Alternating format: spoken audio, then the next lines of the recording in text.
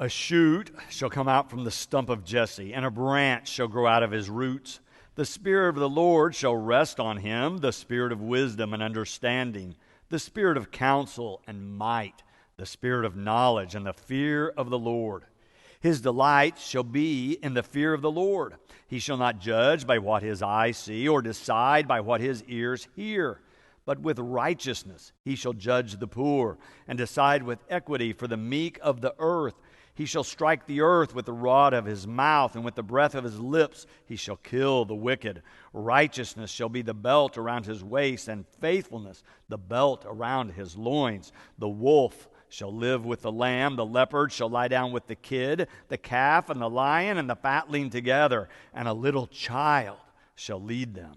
The cow and the bear shall graze, their young shall lie down together, and the lion shall eat straw like the ox. The nursing child shall play over the hole of the asp, and the weaned child shall put its hand on the adder's den. They will not hurt or destroy on all my holy mountain, for the earth will be full of the knowledge of the Lord as the waters cover the sea. On that day, the root of Jesse shall stand as a signal to the peoples.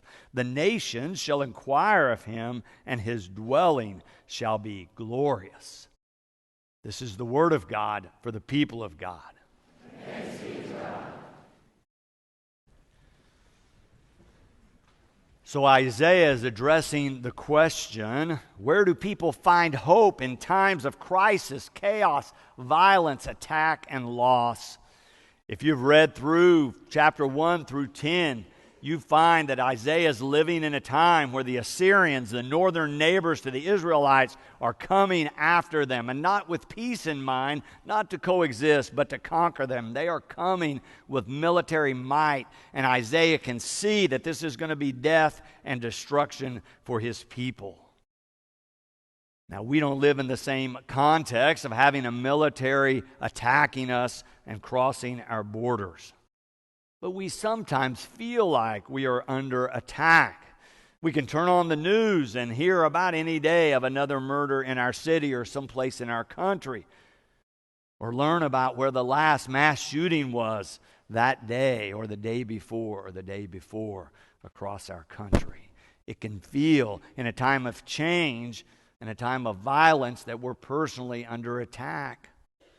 Of course, sometimes in our relationships, whether it's with friends or family, we get in disputes and we really are under attack personally, and we're in a struggle to try to figure out how to make things right.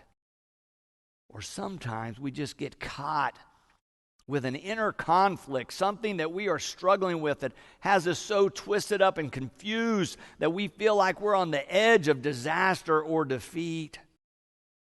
Isaiah is writing to answer those questions. Where do we find calm or hope? Where do we find peace and safety? This passage says, look to the best of our tradition. Let's look to our tradition.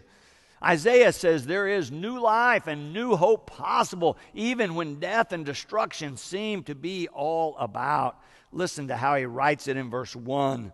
A shoot shall come out from the stump of Jesse, and a branch shall grow out of its roots. Isaiah is looking for new life, even out of places of death.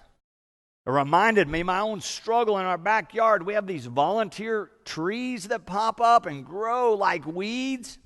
I see them, I cut them down. A few weeks later, I look again and they're back.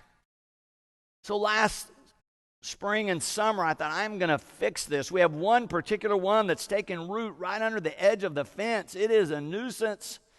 So I cut it down, and then I really worked on that stump to destroy it. I thought, this time I've done it.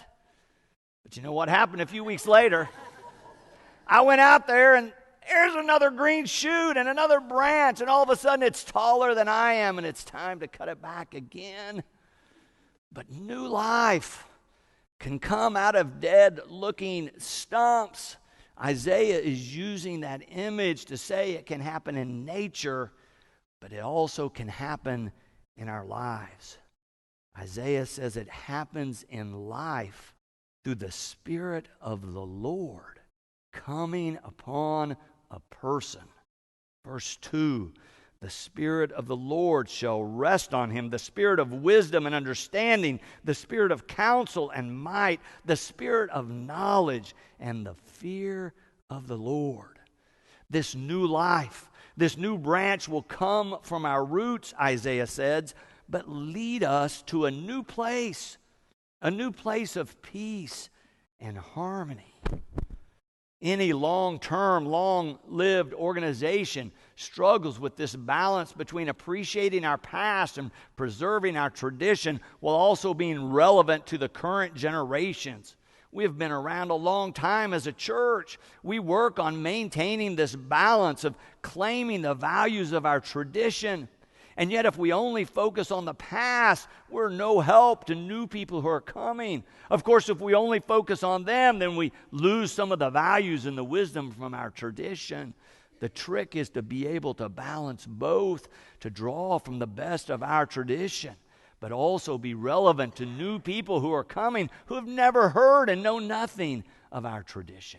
It's a balance that you have to work at to maintain. The trick is to believe in both the past and the goodness we find there, and in the future and the goodness that we expect to find there as well. Isaiah says we can do it. Isaiah says that it starts with a person and then expands to the broader community. Now, Isaiah is looking for a new leader in his time. You'll remember, if you've been here the last couple of weeks as we've been talking about this, that Isaiah has already said the leaders we have are rotten. They have led the people astray. They are self-serving and prideful and arrogant. They're serving only their interests. We need a new leader, and that's what Isaiah is describing. But hundreds of years later, when Jesus comes along, Christians see in this poetry, envisioning a new leader and a new community, a description of Christ. You can hear a parallel of that in the great hymn of this season, O Holy Night. Do you know that story? It was originally written in French, but then translated to the English in 1855. The person here that translated in America was John Sullivan Dwight. I read the original translation and then his translation. I think he did a lot better than the Frenchman who did the original. The poetry is more powerful and more poignant. I'm going to read you a few lines. I think he captures these characteristics of this new leader that parallel what Isaiah is saying. This is verse 3 out of the hymn.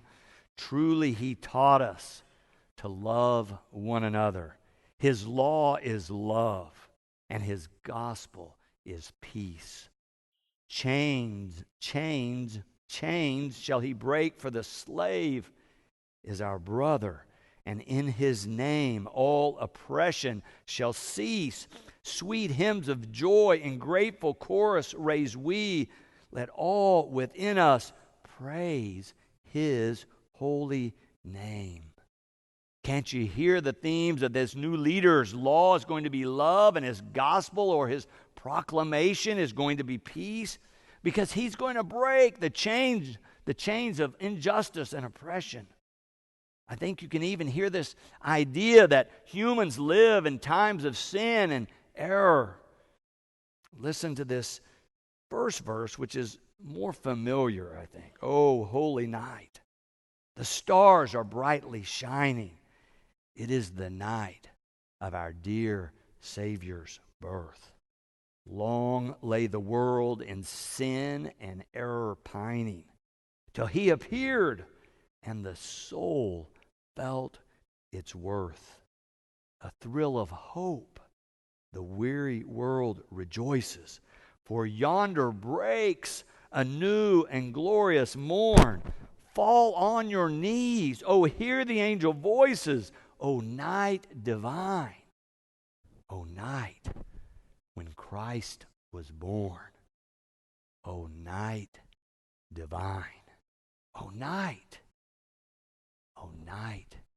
divine. It's the same good news that Isaiah is proclaiming centuries before, in the sense that God can and will do a new thing. Now our text goes on to describe it in verses 6 through 9, this peaceful or peaceable kingdom where those who often are enemies can live together in the natural world. It's beautiful verses of poetry trying to evoke our imaginations to begin to believe that this is possible, that God can do a new thing among us. Good news coming to us through poetry, through an invitation to think more broadly, to use our imagination, to imagine what life might be like if we align our lives with God. Isaiah describes this scene of peace where there are no more enemies, in a time in which he's living where war is coming right at him. It's amazing to me that even though he's imagining and living through this impending death and destruction, he can also imagine this peace that he believes God will bring if they have new leaders.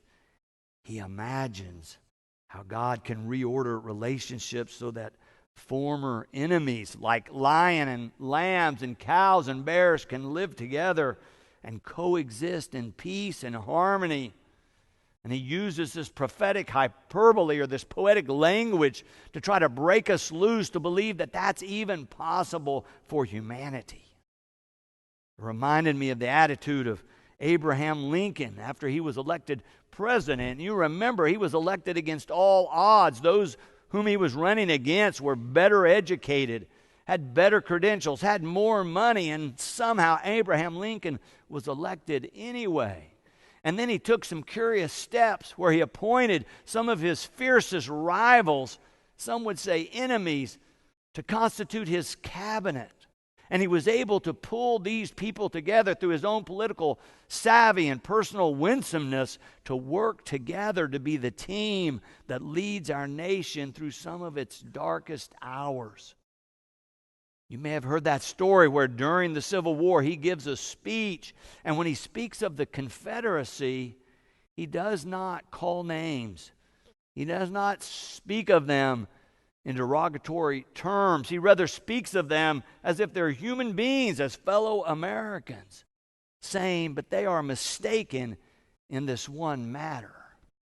The story goes that afterwards a woman with a sharp tongue came up and accosted him and said, I cannot believe you did not call them out and call them enemies to be destroyed. The record says that Lincoln responded, why, madam, do I not destroy them as enemies when I make them friends? What a powerful attitude of what it means to deal with conflict and offer forgiveness. In his Reconstruction plans, you might or may not remember that he was suggesting we pardon all Southerners. Of course, he was assassinated and was not able to follow through on that plan. But what a great concrete example from our own American history of a person who understood this vision that Isaiah has, that former enemies, warring parties can coexist and live in peace and harmony. Well, during Advent, we're to be about preparation for the coming of this Christ child, this incarnation of God's love that fits this ideal that Isaiah described all those hundreds of years before. This one will be the leader who's full of righteousness and faithfulness, and will be the leader that can reorder all of creation and lead us to this place of peace and harmony and hope. So let me just suggest before we close one step we all could take to place ourselves, to put ourselves in a place where we are still and quiet enough to receive the Spirit of the Lord. Because that's what Isaiah says is the key, is that the Spirit of the Lord is coming and will rest upon us. And that the Spirit of the Lord is the one that can lead us into this place of peace and harmony and hope. So I don't know where that place of peace might be for you. It might be in your home or at school or in business. It might be here in the sanctuary. It might be in Rose Chapel at noon on Fridays for silent meditation. It might be outside walking in the park or somewhere else in nature. But wherever it is, find that place of peace. Find it. Be still and expect the Spirit of the Lord to come and rest upon you.